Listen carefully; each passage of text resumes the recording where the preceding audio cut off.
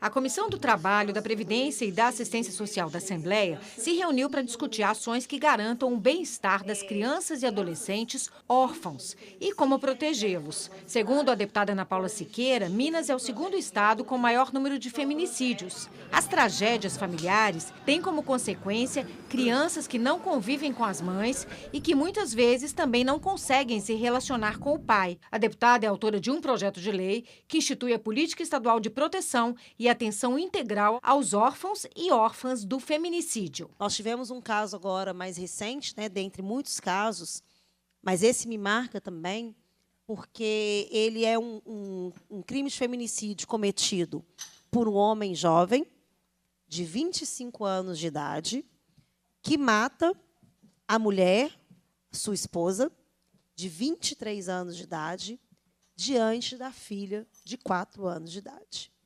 Então, a gente percebe, com essa cena horrorosa, lamentável, o quanto que isso impacta na vida dessas crianças. A criança vai carregar para sempre a ausência da sua mãe e a dor de ter assistido o seu pai matá-la.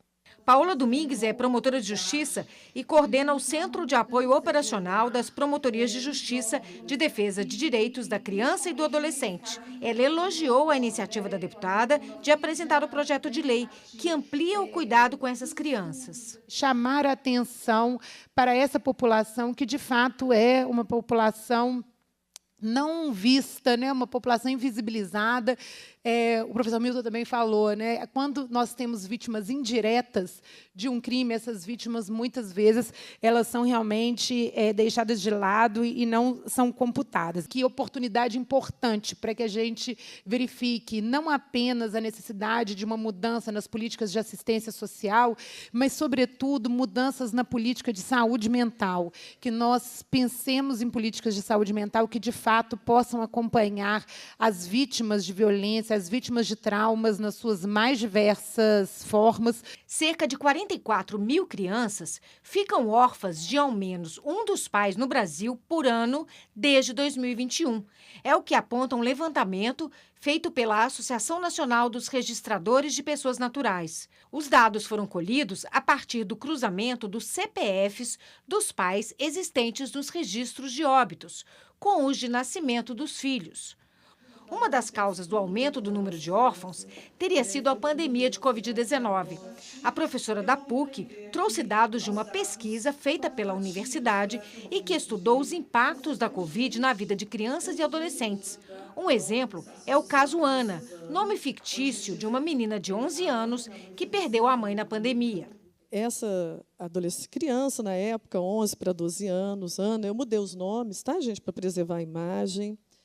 A Ana, a mãe, faleceu na pandemia, moravam só as duas numa relação de muito, muito afeto. Ela amava muito a mãe.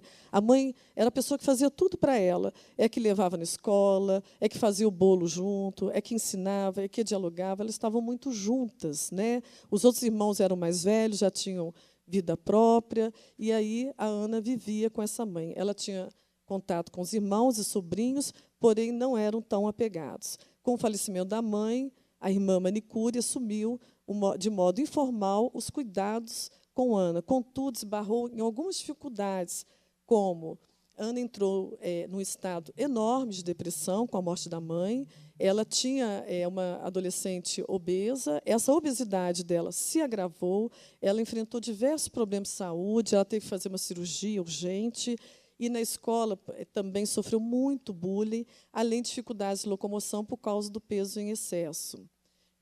Então, ela viveu um sedentarismo muito grande, ela não conseguia se mover, mais sair de casa.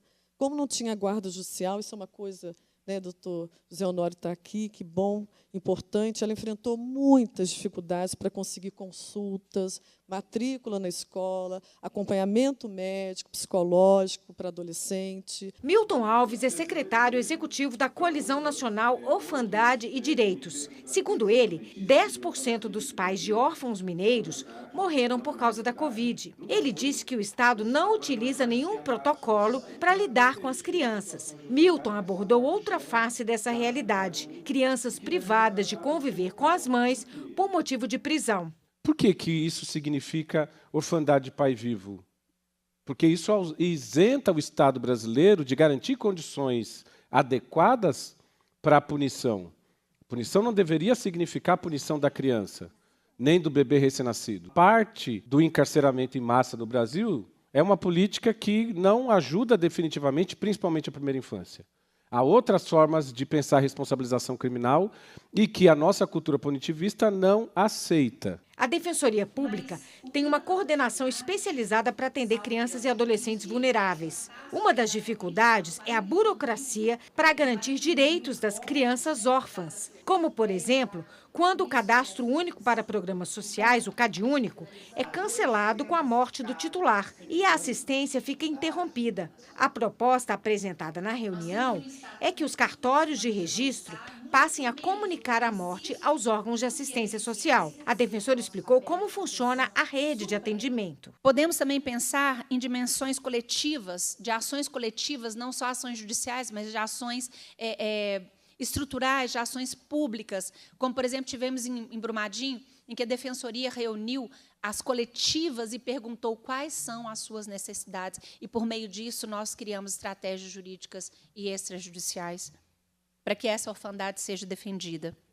E, finalmente, a importância da atuação da rede e de fluxos dessa rede, para que não haja ruídos, para que essa rede possa trabalhar de uma forma efetiva, para que não seja apenas um psicólogo em uma sala para apoiar aquela criança órfã, mas que aquela criança tenha um psicólogo, que tenha um assistente social, que tenha a escola como apoio. O governo esteve representado na reunião pela assessora-chefe de Relações Institucionais da SEDESE, a Secretaria de Estado de Desenvolvimento Social. Ela citou os programas de proteção hoje voltados às crianças e adolescentes órfãos. Citou o programa de proteção às crianças e adolescentes ameaçados de morte. Nós temos ainda alguns outros programas de proteção, como o PPCAM, o Provita, que já também atua na proteção dessas crianças e adolescentes, principalmente de mães vítimas, não somente de feminicídio, mas outros casos também.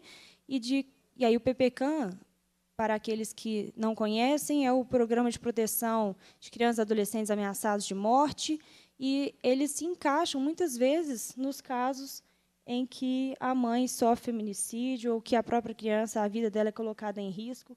Então, nós também temos esse tipo de atuação, além de todos os programas da assistência social que fazem esse atendimento às famílias que necessitam. Lidar com as questões psicológicas provenientes do trauma de perder os pais é um dos grandes desafios enfrentados pelas crianças e jovens. O período da infância e adolescência, principalmente da infância, ali no primeiro reconhecimento dos estímulos, né, de sentidos da vida, o papel da referência, do vínculo, né, com a pessoa de vínculo, exatamente, de referência, organiza os processos de personalidade, de subjetividade, de potência também da vida da pessoa, da criança, né, e do adolescente. O juiz José Honório de Rezende participou da reunião. Ele ressaltou a importância de debater ações voltadas para a proteção das crianças e adolescentes acolhidos em unidades institucionais. Segundo ele, o afastamento da convivência familiar só pode ocorrer em situação de exceção, quando há risco para a criança. O Poder Judiciário pode fazer. Ora, o Poder Judiciário deve garantir o acesso à justiça às pessoas. Mas como este acesso à justiça? É o acesso que, no modelo que temos hoje, muitas vezes, não é? Uma criança passa a corrida 5, 6 anos. Isso destrói a existência dela.